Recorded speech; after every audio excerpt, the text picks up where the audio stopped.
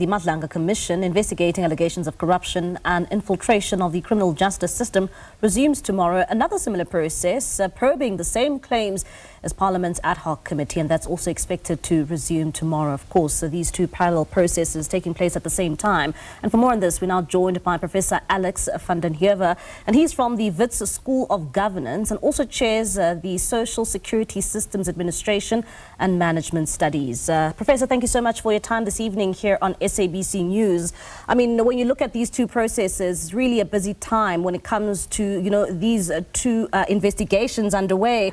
And one would say, last week we saw explosive testimony from the general in KZN, that's in Nhlanhla Mkhwanazi. At the same time, we also saw the testimony at the Ad Hoc Committee of the National Police Commissioner, and that's General Fani Masemula. Tomorrow, we now know that the suspended Deputy National Commissioner, and that's Shadrack Sibiya, he's expected to give his evidence tomorrow. What are your expectations, Professor? Well, this will be the first time somebody's responding who's been implicated in the sort of revelations by General Mkhwanazi and the Commissioner. So this will be their time to respond to the accusations and to potentially provide counter-evidence. However, it appears that in the Madlanga Commission, we are going to see it's going to be in camera, which means we're not going to hear or see what is being presented, and that's obviously a concern. And I mean, last week we saw so many press briefings taking place, and at the center of it was also some of the evidence which we saw being, alluded to by Shadrack Sibiya when he held a press briefing outside of his home. What do you expect he will be saying when this parliamentary process gets underway and he's on the witness stand? Well, I think that he's going to try and counter what is provided, but I think that there's a lot that he has to answer for. There's prima facie evidence provided of that suggests that there was a conspiracy to obstruct justice, and that's a very important accusation to have to address. So the question is, how does he address that? How does he respond to that? And whether or not he's got an explanation and a version that makes sense.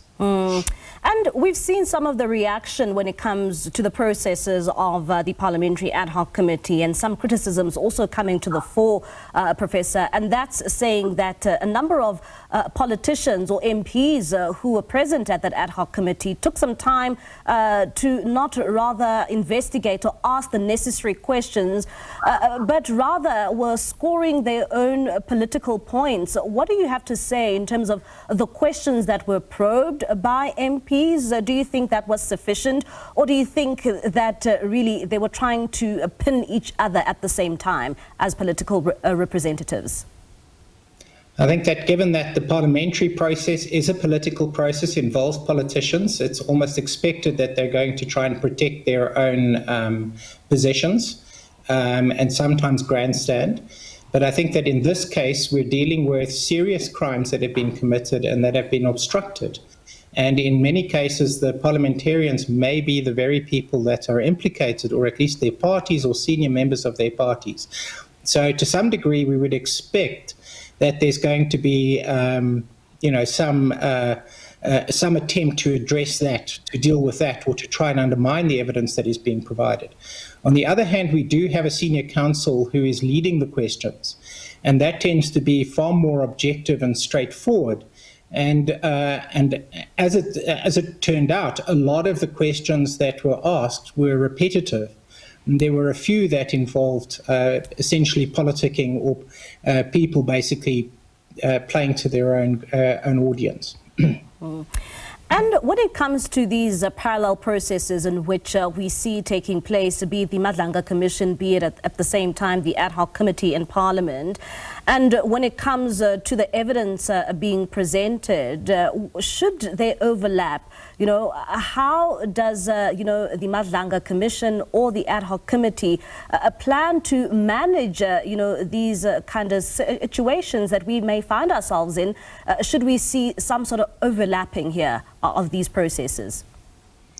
I don't see a concern in the overlap. I think that's actually quite good. because there are things that a commission of inquiry, which is a creature of the executive, might miss or might not address in particular ways, that might be exposed or opened up in a parliamentary process, because you've got competing parties and different people who are going to try and probe what's going on.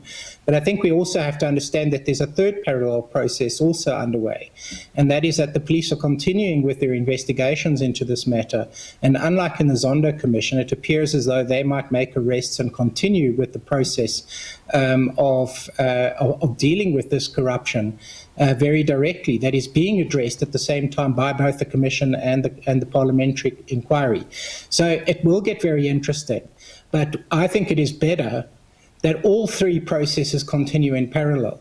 And it is possible for all three processes to become a check and balance on the veracity of what is discovered in each of these instances. So I think it is healthier that we're seeing this happen.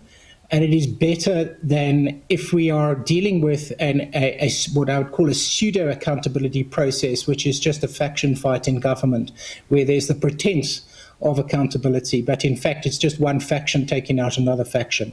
I think this sort of three parallel processes reduces the risk that we will have just a straight faction fight.